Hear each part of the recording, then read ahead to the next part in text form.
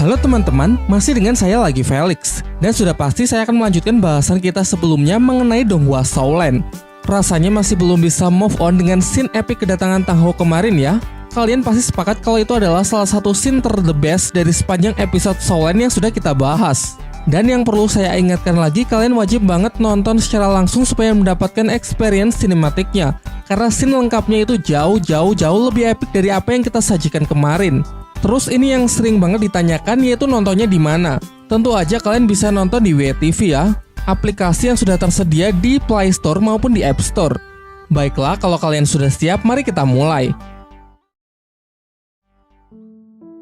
Pasca turnamen Akademi Master Roh Elite, Tang San dan Xiao dibawa oleh Tang Hou ke tempat yang aman. Sementara Bibi Dong yang merasa belum cukup kuat untuk melawannya memutuskan untuk menahan diri dan membiarkan orang-orang Sri Lanka pergi meninggalkan kota Balai Roh Pelindung. Diperlihatkan rombongan Sri Lanka yang merasa lega bisa segera pergi meninggalkan kota Balai Roh Pelindung. Entah apa jadinya jika tadi ayah Tang San tidak muncul. Kini turnamen resmi berakhir, sehingga 7 murid Sri Lanka dinyatakan lulus dari akademi dan mulai sekarang bebas untuk mengambil jalannya masing-masing sesuai dengan apa yang Flander katakan sebelum mereka naik ke final. Dai Mubei bersama Su Ying memutuskan untuk kembali ke kerajaan Xingluo, mengingat ia telah berhasil mengalahkan sang kakak Dai Weixi dalam turnamen kemarin, sehingga kini keluarga kerajaan pasti sudah mau mengakui dan bisa menerimanya. Untuk Ning Rongrong sudah jelas kalau ia akan kembali ke Sekte Cahaya Kibau. Sementara Oishiki yang memang sejak lama tertarik dengan Ning Rongrong meminta kepada Ning Fengzi agar dirinya diizinkan masuk ke dalam Sekte Cahaya Kibau. Ning Fengzi pun dengan senang hati menerimanya. Ia mengatakan akan senantiasa menyambut siapapun yang ingin bergabung dengan sektenya. Namun Mang Hojun yang lebih suka kebebasan lebih memilih untuk berkelana di dataran Daoluo terlebih dahulu. Nanti mungkin ia akan kembali ke akademi untuk membantu para gurunya. Sebelum semua berpamitan, Mang Hojun mengusulkan agar dibuat sebuah perjanjian, yaitu kita semua akan berkumpul kembali di Akademi Sri Lanka tepat 5 tahun dari sekarang. Setelah melihat perpisahan yang cukup mengharukan, kita beralih untuk melihat kondisi Tang San dan Xiao yang dibawa oleh Tang Hou. Xiao siuman terlebih dahulu dan langsung menunjukkan rasa terima kasihnya kepada Tang Hou yang telah menyelamatkan mereka. Tang Hou kemudian mengatakan kalau Xiao sangat mirip dengan ibu Tang San, yang mana ibu Tang San dahulu juga merupakan siluman roh yang bermutasi menjadi manusia. Ia juga menjelaskan kalau keberadaan Xiao di sampingnya bisa membahayakan nyawa Tang San. Karena sebagai siluman langka berusia 100.000 tahun, pasti nanti akan banyak master roh kuat yang mengincarnya, yang mungkin bahkan jauh lebih merepotkan dari Bibi Dong. Ia menyarankan agar Xiao kembali saja ke hutan tempat asalnya dan berpisah sementara waktu dengan Tang San. Setidaknya sampai mereka sudah cukup kuat untuk bisa saling melindungi dan melawan kerasnya dunia Daoluo. Tang Hou menegaskan kalau yang ia inginkan hanyalah supaya kisah tragisnya dengan ibu Tang San tidak terulang kembali. Xiao meminta untuk menunggu Tang San sadar terlebih dahulu supaya ia bisa berpamitan secara langsung. Namun Tang Hou tidak sependapat karena menurutnya itu hanya akan membuat perpisahan mereka semakin berat. Sampai akhirnya setelah memberikan ciuman perpisahan, dengan berat hati Xiao pun pergi meninggalkan Tang San untuk kembali ke tempat asalnya, yakni hutan pertarungan bintang. Ketika Tang San siuman, ia sangat gembira karena akhirnya ia bisa bertemu kembali dengan ayahnya setelah sekian lama. Ia baru sadar kalau Xiao sedang tidak bersama mereka. Tang Hou melarang Tang San untuk mencarinya lagi karena kini Xiao telah kembali ke tempat asalnya. Ia menjelaskan kalau Tang San sekarang masih belum cukup punya kekuatan untuk bisa menjaga Xiao. Seorang pria sejati juga harus belajar cara merelakan. Suatu hari ketika Tang San sudah memiliki kekuatan untuk bisa melindunginya, barulah waktu yang tepat untuk menemuinya kembali. Mengenai banyak hal termasuk masa lalu dari dirinya, Tang Hou mengatakan kalau masih belum saatnya Tang San mengetahuinya. Tang San masih belum cukup kuat untuk mengetahui semua kebenaran. Maka dari itu, mulai sekarang putranya tersebut akan berlatih di bawah bimbingannya secara langsung. Ia berjanji sampai nanti ketika Tang San sanggup memenuhi permintaannya, ia akan memberitahukan segalanya. Membahas mengenai Xiao, mengapa sebagai siluman roh berusia 100.000 tahun, Xiao tidak begitu kuat? Bukankah harusnya dengan pencapaian selama itu, seekor siluman roh sudah memiliki kekuatan yang setara dengan master roh bergelar Daoluo, bahkan mungkin saja lebih dari itu. Tang Hou pun kemudian menjelaskan alasannya kepada Tang San. Ketika sudah menginjak usia 100.000 tahun, seekor siluman roh dihadapkan pada dua pilihan. Pilihan pertama tetap hidup dengan wujud aslinya, namun paling lama hanya bisa bertahan selama 1.000 tahun sebelum akhirnya mati. Atau pilihan kedua yaitu bermutasi menjadi wujud manusia, kemudian mulai berlatih lagi dari nol, dan jika dalam wujud manusia bisa berlatih hingga mencapai level ratusan, maka ia akan mendapatkan keabadian. Namun jelas jalan kedua ini sangatlah beresiko, karena siluman roh yang bermutasi baru akan mencapai fase dewasa dan benar-benar menjadi manusia asli ketika sudah berada di level 60 ke atas. Kalau sebelum mencapai level itu ia bertemu dengan Master Roh bergelar Douluo, identitas aslinya pasti akan langsung terungkap sehingga akan menjadi sasaran empuk untuk dibunuh dan diserap cincin rohnya. Pembicaraan pun ditutup dengan Tang Ho yang menyuruh Tang Sen agar segera beristirahat karena besok ia akan mengajaknya pergi ke suatu tempat untuk mulai menjalankan latihan khusus di bawah bimbingannya. Keesokan harinya dimulailah perjalanan mereka yang sangat panjang. Sementara itu di sekte klan Cahaya Kibou, kita diperlihatkan Oishiki yang sedang memasak makanan. Diceritakan saat baru bergabung, Ning Fengzi benar-benar menyambutnya dengan baik dan mengatakan kalau Oishiki adalah Master Roh jenius yang kelak akan sangat berguna bagi sektenya. Setelah makanan siap, ia pergi ke taman untuk memberikannya kepada sang pujaan hati Ning Rongrong. Di sini dengan raut wajah yang sedih, Ning Rongrong mempertanyakan mengapa Oishiki sangat baik kepadanya. Oishiki pun kembali mengungkapkan bahwa sejak dulu ia memang sudah jatuh hati kepada Ning Rongrong. Mungkin pada awalnya Oishiki adalah tipe orang yang paling cari aman dan hanya ingin hidup tentram. Namun pertemuannya dengan Ning Rongrong benar-benar telah mengubah dirinya. Ia bahkan berkali-kali membahayakan dirinya sendiri dan nyaris berkorban nyawa demi untuk melindungi wanita pujaannya tersebut. Tetapi terlepas dari itu, Oishiki memiliki sebuah kegelisahan. Ia sadar betul kalau dirinya yang biasa-biasa saja tak akan pernah bisa disandingkan dengan Ning Rongrong yang kelak akan menjadi pemimpin bagi klan Cahaya Kibou. Ia juga paham kalau cinta memang tidak harus memiliki. Oleh karena itu dengan berat hati ia berniat untuk pergi dari sekte supaya ia bisa melupakan Ning Rongrong. Ning Rongrong kemudian menyatakan kalau sebenarnya ia juga menyukai Oishiki, tetapi di sisi lain ia tidak bisa melawan aturan sekte. Ia kemudian menjelaskan kalau setiap garis keturunan dari sekte Cahaya Kibou adalah Master Roh tipe support, sehingga dalam memilih pasangan diharuskan memilih seorang Master Roh tipe penyerang. Tentu sebagai satu-satunya calon penerus dari kepemimpinan sektenya, ia harus mematuhi aturan tersebut. Jadi karena Oishiki bukanlah Master Roh tipe penyerang, maka sudah jelas hubungan mereka tidak akan direstui. Namun Oishiki menegaskan bahwa ia tidak akan menyerah begitu saja. Kini setelah mengetahui alasan tersebut, ia pun mulai menentukan tujuan dan membulatkan tekadnya. Maka dari itu ia meminta agar Ning Rongrong bersedia untuk menunggunya maksimal 10 tahun. Jika setelah 10 tahun ia belum kembali, maka Ning Rongrong bebas untuk menikah dengan orang lain. Diperlihatkan Ning Fengzi yang sangat respek dengan keteguhan dan kesungguhan dari Oishiki. Ia pun bersedia untuk memberikan kesempatan kepada pemuda tersebut untuk berjuang demi membuktikan kelayakannya.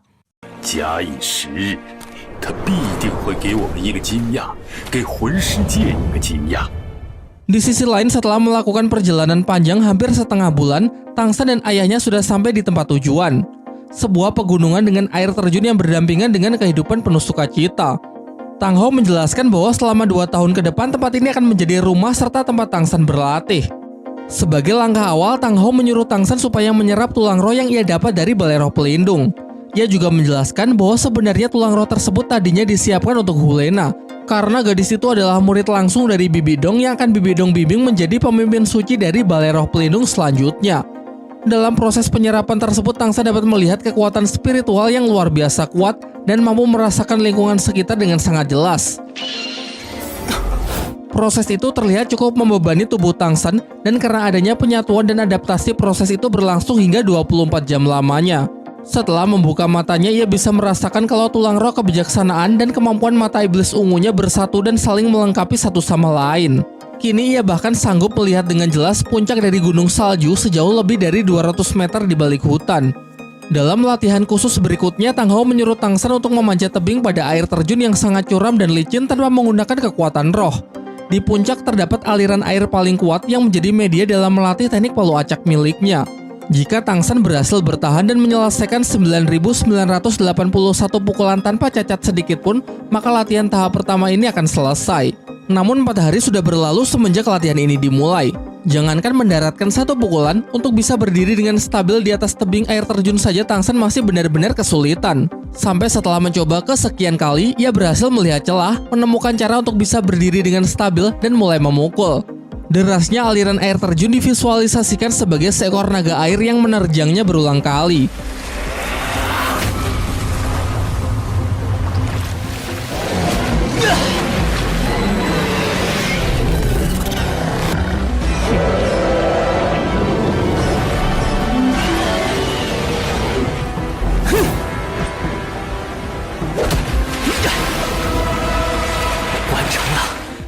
Tidak terasa 3 bulan telah berlalu dan Tang San sudah berhasil mendaratkan pukulan palunya sebanyak 81 kali. Hal itu membuat Tang Hou sangat terkesan karena dulu ia membutuhkan waktu hingga setengah tahun lamanya.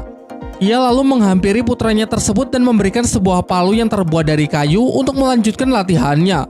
Palu kayu memiliki beban yang lebih ringan dan bisa mengapung di air. Hal itu jelas membuat Tang San perlu beradaptasi lagi dan menstabilkannya ketika memanjat serta diperlukan tenaga ekstra saat memukul. Titik pukulannya pun harus benar-benar tepat. Jika salah sedikit saja saat memperhitungkan, maka tongkat kayu pegangannya pasti akan mudah sekali patah. Terlihat dari banyaknya tumpukan palu kayu yang patah, Tang San benar-benar berlatih keras siang dan malam hingga menemukan klik antara teknik palu acak dengan teknik rahasia dari Sekte Tang yang ternyata bisa dikombinasikan saat menyerang, meningkatkan daya serang dan tingkat akurasi yang sangat tinggi.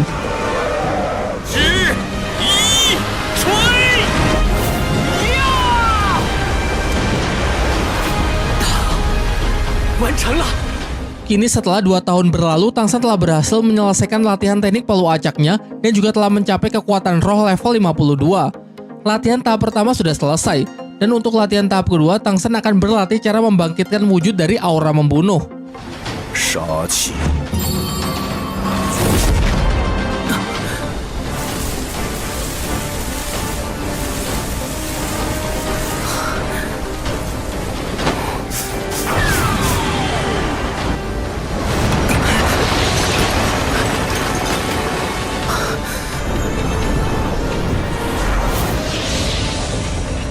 Aura ini memiliki efek intimidasi yang sangat kuat dan membuat lawan berada dalam tekanan tanpa menyentuhnya.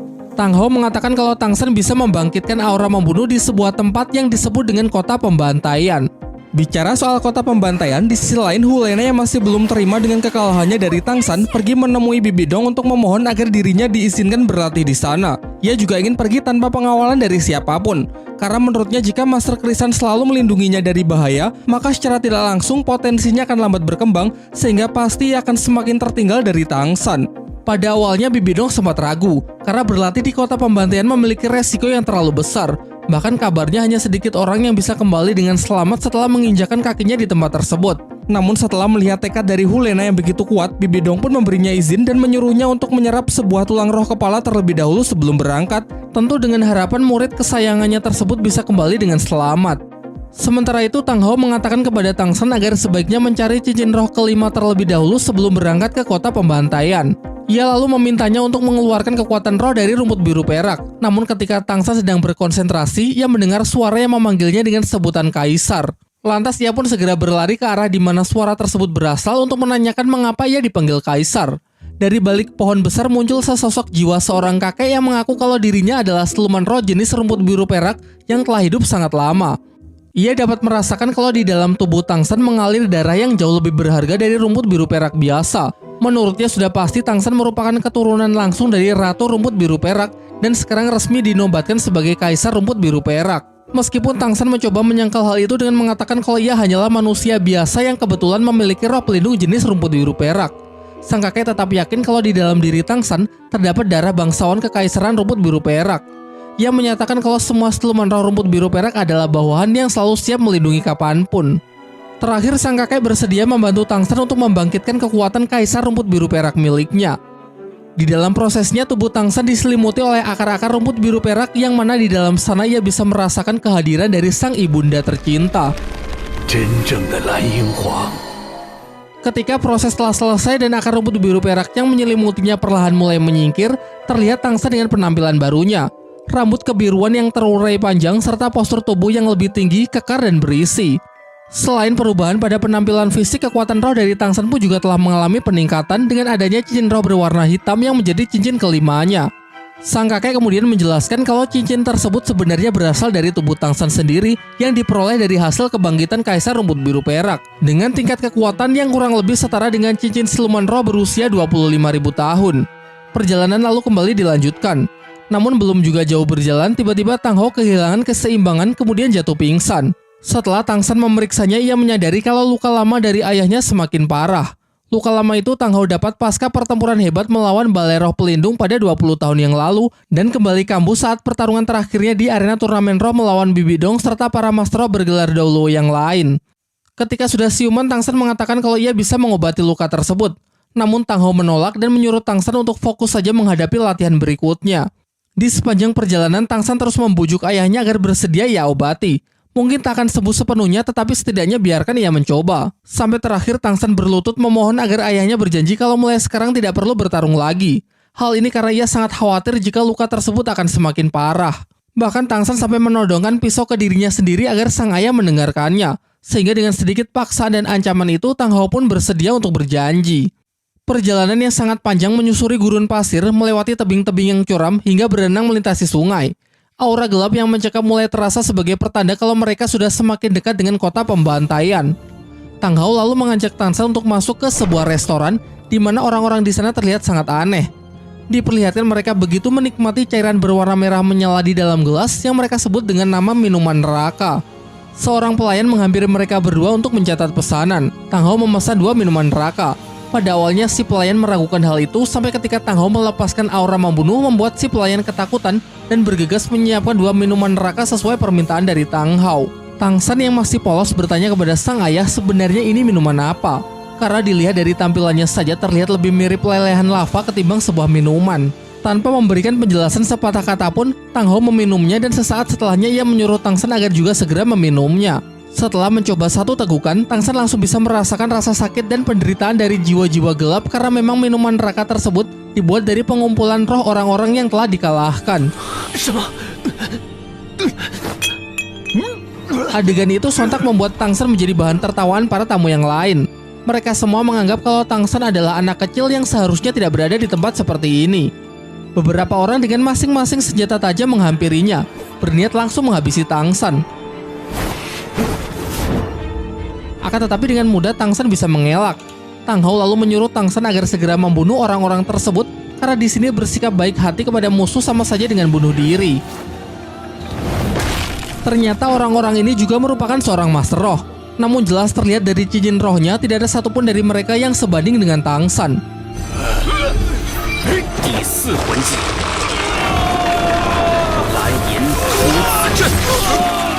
Tang Hao kemudian menjelaskan bahwa mulai dari sini Tang San harus bisa mengandalkan kemampuan diri sendiri dan siap menjatuhkan siapa saja yang berpotensi menjadi ancaman.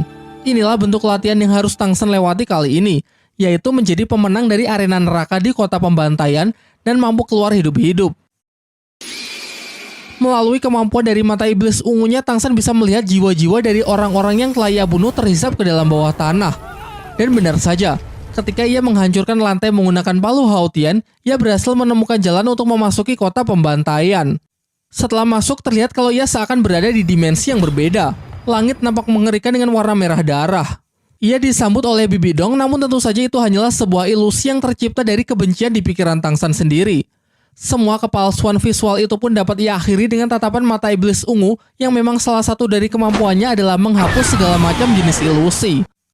Ketika baru akan melewati gerbang, seorang penjaga berkuda menghadangnya dan mengatakan jika ingin masuk ke kota pembantaian, Tang San harus bisa mengalahkannya terlebih dahulu. Tanpa banyak bacot, langsung gaslah. Hanya dengan sekali pukulan menggunakan palu Haotian, penjaga itu pun langsung KO. Ia mengaku kalah dari Tang San dan memberi Tang San sebuah benda yang bertuliskan nomor peserta menjadi semacam surat izin untuk masuk ke dalam kota pembantaian. Belum juga jauh berjalan, ia disambut oleh seorang wanita misterius yang mengaku kalau dirinya adalah pembimbing dari para master yang baru datang ke kota pembantaian. Kemudian dijelaskan kalau kota pembantaian didirikan sejak 1000 tahun yang lalu. Tidak ada yang tahu pasti siapa pendirinya.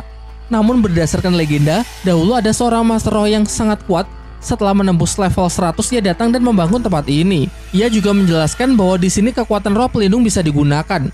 Namun teknik atau skill dari cincin roh akan ditahan sehingga tidak bisa digunakan. Hukum dan aturan tidak berlaku di sini. Dengan kata lain, tempat ini bisa dikatakan sebagai taman bermain dari kejahatan. Ia juga menegaskan bahwa orang-orang yang sudah masuk ke sini tidak akan pernah bisa keluar lagi. Sebagai contoh, tepat di hadapan mereka ada seorang master roh yang mencoba melarikan diri karena sudah tidak tahan lagi dengan kekejaman dari kota pembantaian. Namun sebelum sempat melewati gerbang, kawanan kelelawar langsung membunuhnya. Namun sebenarnya masih ada satu cara untuk bisa keluar dengan selamat, yaitu dengan menjadi pemenang di arena neraka pembantaian. Mereka kemudian bisa keluar melalui jalur neraka dan akan mendapatkan gelar sebagai dewa pembunuh. Ya, meskipun peluangnya sangat kecil karena dalam 1000 tahun terakhir tercatat hanya ada 8 orang yang sanggup melakukannya. Tentu saja Tangsan tidak akan melewatkan kesempatan ini. Ia pun meminta kepada wanita itu untuk mengantarnya menuju arena neraka pembantaian. Dalam perjalanannya tanpa disangka Tangsan bertemu dengan Hulena. Aura pesonanya seakan menghilang karena terselimuti oleh aura membunuh yang semakin pekat.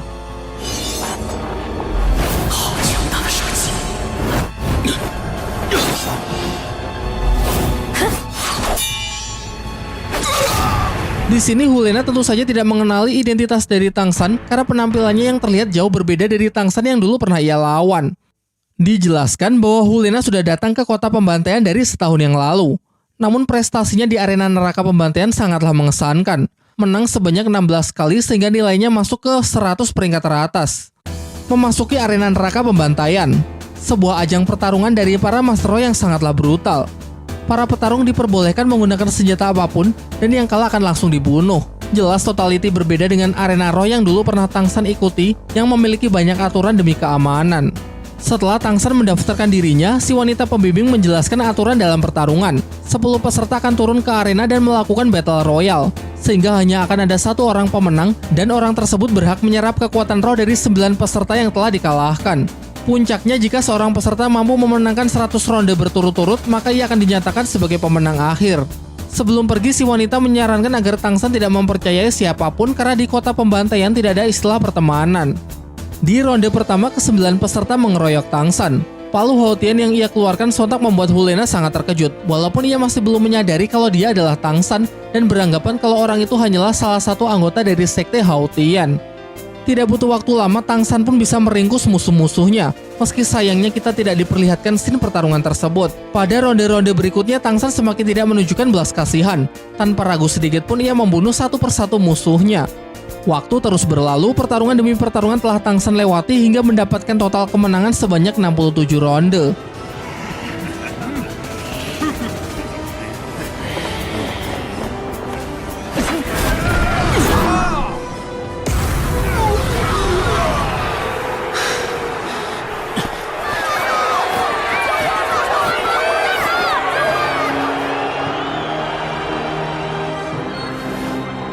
Pada suatu momen, Tangsan pun juga terlihat kesulitan saat menghadapi Master Roh yang memiliki level cukup tinggi. Ia cukup dibuat terdesak karena musuh terus-menerus menggempurnya dan tidak membiarkan Tangsan untuk sempat mengeluarkan Palu Haotian.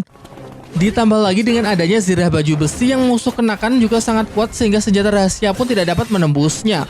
Namun hal itu tidak lantas membuat Tangsan mati langkah.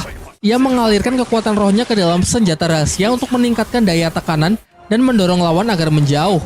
Alhasil sedikit waktu yang ia curi bisa ia manfaatkan untuk mengeluarkan Palu Haotian guna melancarkan serangan balasan.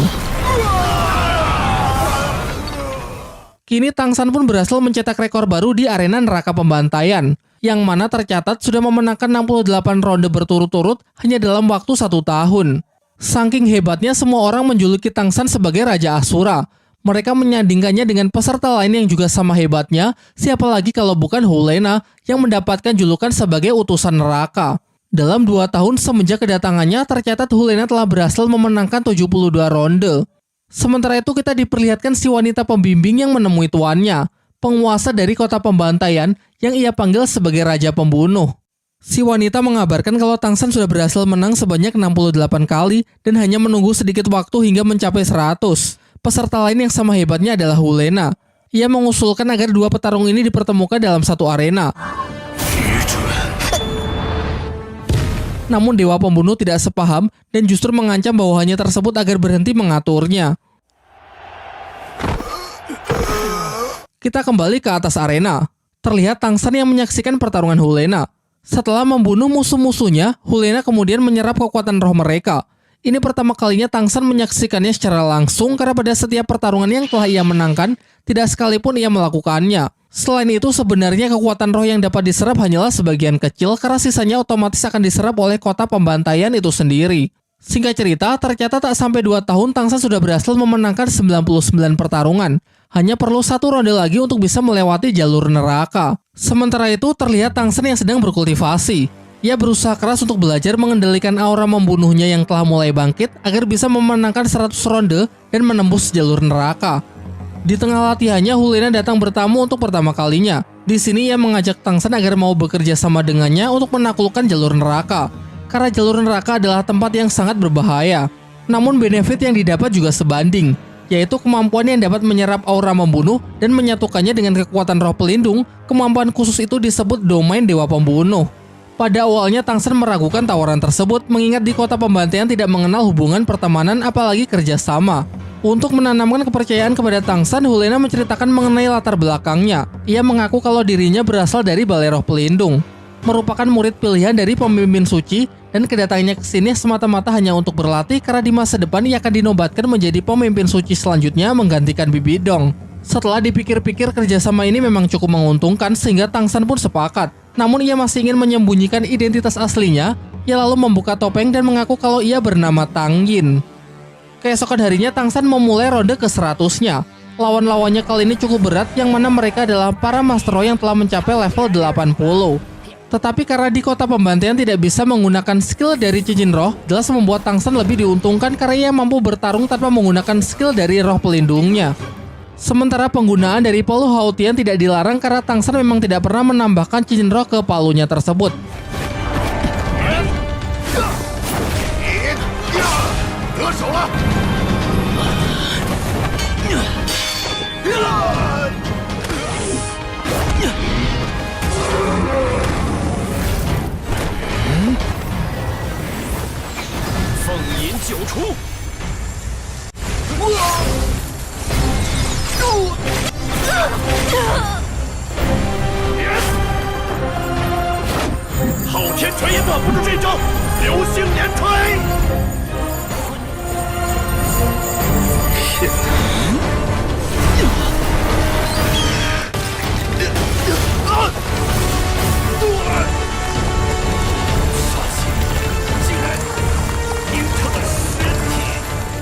Dengan kemenangannya ini, Tang San resmi telah menyelesaikan 100 ronde dan berhak untuk melewati jalur neraka. Sang Raja Pembunuh pun hadir untuk menyampaikan ucapan selamat. Ia kemudian juga memanggil Helena karena gadis itu juga sudah memenangkan 100 ronde. Raja Pembunuh kemudian memberikan gelar Dewa Pembunuh kepada mereka berdua tanpa harus menaklukkan jalur neraka. Namun Helena yang menyadari kalau si Raja Pembunuh hanya ingin menghalangi mereka untuk mendapatkan kemampuan domain Dewa Pembunuh, menolaknya dan tetap bersikeras ingin pergi melewati jalur neraka. Dikarenakan memang begitulah aturannya, Raja Pembunuh pun juga tidak bisa menahan mereka berdua, sehingga mau tidak mau ia tetap membukakan pintu menuju jalur neraka. Ketika sudah memasuki jalur neraka, Helena merasakan ambience yang benar-benar berbeda. Tekanannya begitu kuat, dan di sini ia cukup kesulitan untuk mengendalikan aura membunuhnya. Sepertinya tempat ini menjadi pusat dan sumber kekuatan dari kota pembantaian. Melalui mata iblis ungunya, Tang San dapat melihat kumpulan kekuatan roh hasil hisapan dari orang-orang yang telah dikalahkan. Dengan seutas tali yang digunakan untuk saling mengikat, mereka berdua pun mulai berjalan menyusuri jalur neraka. Belum jauh berjalan, Tang San melihat kerangka manusia yang mungkin mati saat mencoba menaklukkan tempat ini. Tepat di bawah tangannya terdapat goresan darah yang bertuliskan, "Kamu telah mengkhianatiku." Menurut Helena, kemungkinan orang itu menuliskannya dengan jari sesaat sebelum kematiannya. Dan kelihatannya mereka mati karena saling mengkhianati.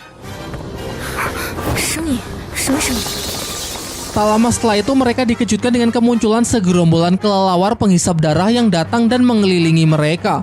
Di waktu yang bersamaan tiba-tiba aura membunuh di dalam diri Helena keluar secara tidak terkendali. Ia pun nyaris membunuh Tang San. Untung saja Tang San masih memiliki kemampuan unik, yaitu medan rumput biru perak yang bersifat melindungi dan menenangkan emosi. Terlihat berkat itu perlahan-lahan Helena bisa kembali mengendalikan dirinya. Kemampuan dari medan rumput biru perak Tang San dapat ketika kaisar rumput biru peraknya telah dibangkitkan. Tidak hanya langsung membuat Helena sadar, namun juga mampu membatasi kecepatan dari para kelelawar.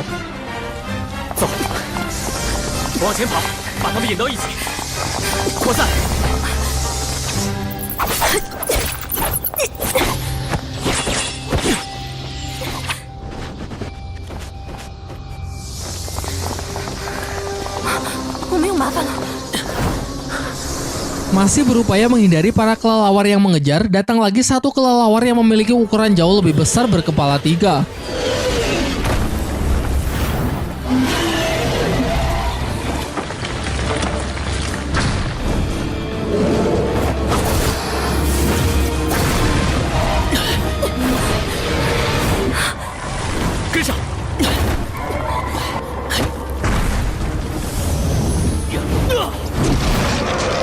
Ketika tengah dihadapkan pada situasi yang sulit, Tang San lebih mendahulukan keselamatan dari Helena ketimbang dirinya sendiri.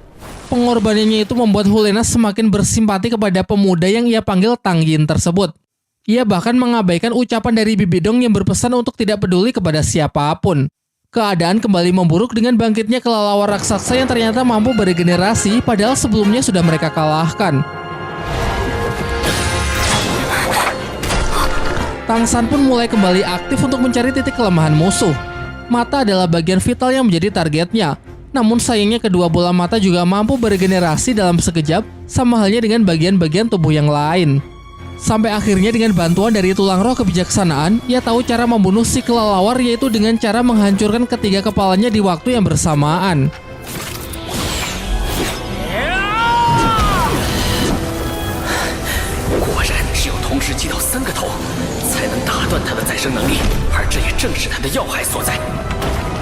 Untuk kembali memulihkan tenaga, mereka berdua memutuskan untuk beristirahat sejenak, karena rintangan berikutnya pasti akan jauh lebih sulit. Berniat melanjutkan perjalanan, namun akibat tekanan dan suhu di sekitar yang semakin meningkat membuat Helena cepat lelah dan kehilangan banyak kekuatan roh.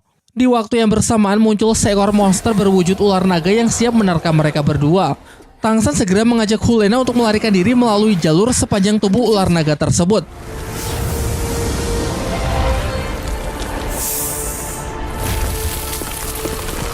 Ketika mencoba melompat ke seberang jembatan yang sebagian sudah hancur, ternyata ular naga tiba-tiba muncul dari bawah, membuka mulutnya lebar-lebar dan siap menelan mereka. Dalam situasi tersebut, lagi-lagi Tang San lebih mengutamakan keselamatan Helena terlebih dahulu.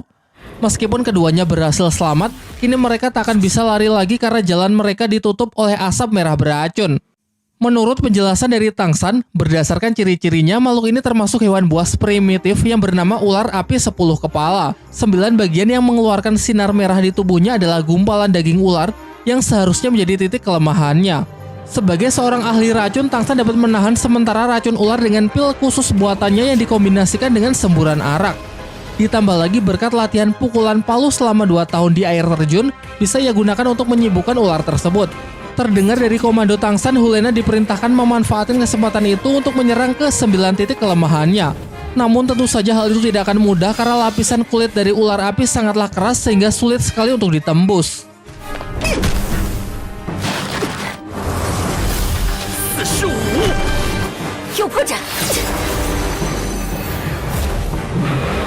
Kerjasamanya dengan Helena sanggup menghancurkan ke-6 titik dari sang ular api. Kini tersisa 3 lagi untuk melumpuhkannya. Namun sang ular api memperkuat pertahanannya, membuat tekanan yang sangat kuat dari tenaga dalam, dan mulai memusatkan kekuatan untuk menciptakan serangan ledakan supermasif. Melompat dan melepaskan teknik palu acak. Sepertinya Tang San ingin mengacaukan persiapan dari jurus makhluk itu sebelum energi yang dipusatkan cukup untuk meledak. Tang Hao yang berada di luar bahkan bisa merasakan dahsyatnya ledakan tersebut. Mengingatkannya pada masa lalu yang mana dulu ia juga hampir gagal melewati jalur neraka saat berhadapan dengan ular api 10 kepala.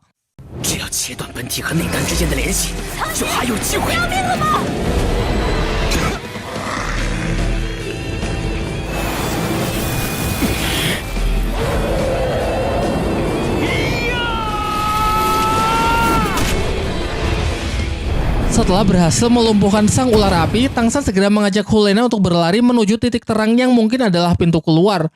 Karena jika semakin lama di sini akan sangat sulit mengendalikan aura membunuh. Dan benar saja, setelah beberapa langkah berlari, Helena merasa kalau dirinya sudah tidak sanggup lagi untuk menahan aura membunuh yang terus berontak dari dalam dirinya.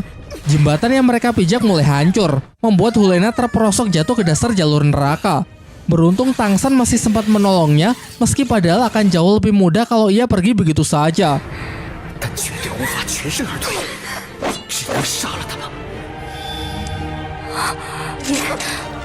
Helena mengatakan kalau ia benar-benar sudah tidak kuat lagi. Ia pun hanya bisa pasrah dengan meminta Tang San agar memukulnya hingga pingsan lalu membawanya bersama keluar dari tempat ini.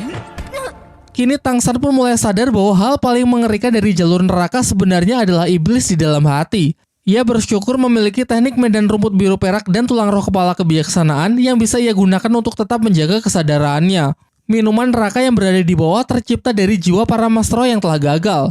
Walaupun dikatakan jika meminumnya dapat meningkatkan kekuatan, sebenarnya efek samping yang merugikan jauh lebih besar.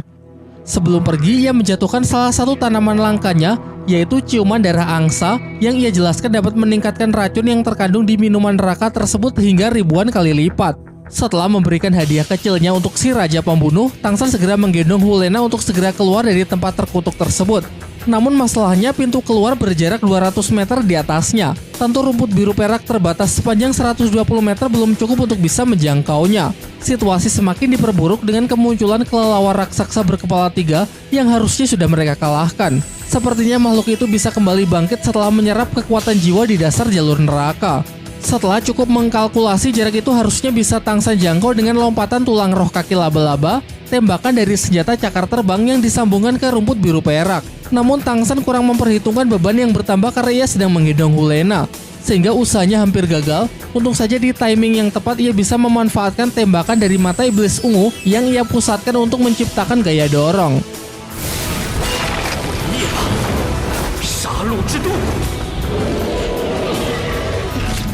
Alhasil ia pun sukses keluar dan berhasil membangkitkan kekuatan domain Dewa Pembunuh karena telah berhasil menaklukkan jalur neraka.